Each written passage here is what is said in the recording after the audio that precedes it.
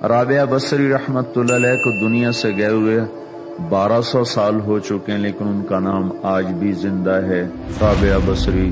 رابعہ بصری نہ کوئی شہزادی تھی، نہ کوئی ملکہ تھی، نہ کوئی وہ خوبصورت تھی، نہ کوئی خاندانی تھی، بلکہ عورت ہونے کے لحاظ سے ہر عیب اس میں تھا۔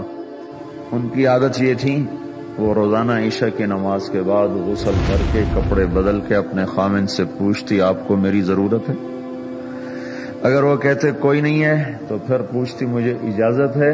وہ کہتے اجازت ہے تو پھر مصلے پہ کھڑی ہو جاتی ہے اور فجر کی نماز تک مصلے پر کھڑی رہتی تھی۔ ان کا خامن جلدی فوت ہو گیا، جوانی میں ہی بیوہ ہو گئی۔ تو حسن بصری بصرہ کے امام، کیا سارے مسلمانوں کے امام تھے، وہ خود آئے، خود چل کے آئے کہ میں آپ سے شادی کرنا چاہتا ہوں۔ وہ کوئی شادی کا شوق نہیں تھا ان کو، وہ تو اولاد کے قابل نہیں، شکل صرف ان کی نیکی اور ان کا جو اللہ سے تعلق تھا، ان کو یہ لالچ ہوا کہ یہ میری بیوی ہو جائے تو اس کی طفیل شاید میری بخشش ہو جائے۔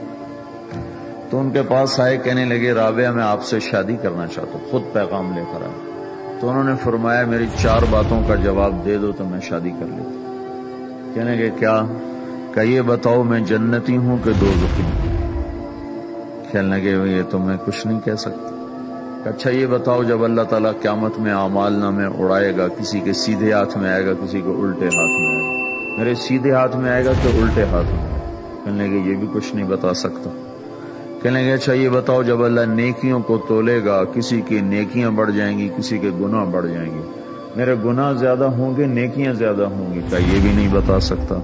کہ اچھا یہ بتاؤ جب لوگ پل صراط سے گزریں گے، کوئی پار نکل جائیں گے، کوئی نیچے گر جائیں گے، تو میں پار نکلوں گی کہ دوزخ میں گروں گی؟ کہنے لگے یہ بھی میں نہیں بتا سکتا۔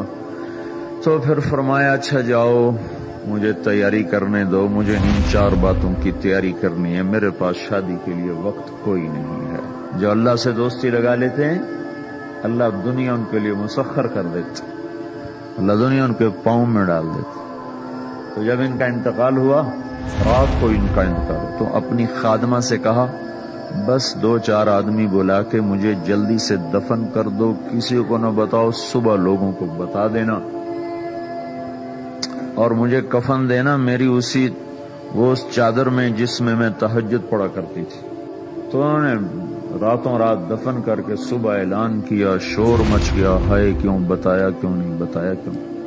تو اگلی رات ان کی خادمہ نے ان کو خواب میں دیکھا، سبز لباس پہنا ہوا، حسن و جمال، سورج چہرے پہ چمک رہا۔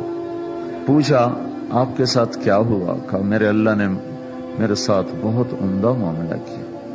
کہا آپ کی وہ چادر کہاں گئی جس میں آپ کو کفن دیا تھا؟ کہا وہ اللہ تعالیٰ نے اتار لی ہے اور مجھے جنت کا جوڑا پہنایا ہے، اور اس چادر کو اللہ نے سنبھال کے رکھا ہے، جب قیامت کے دن میری نیکیوں کو اللہ تولے گا تو اس چادر کو بھی اس میں تولے گا۔ انہوں نے پوچھا منکر نکیر کا کیا ہوا؟ کہا وہ آئے تھے تو انہوں نے مجھ سے کہا من ربکی، تیرا رب کون ہے، تیرا رب کون ہے؟ تو میں نے منکر نکیر سے کہا جس اللہ کو 40 سال نہیں بھلایا اس کو 4 ہاتھ زمین کے نیچے آ کر میں بھول جاؤں گی؟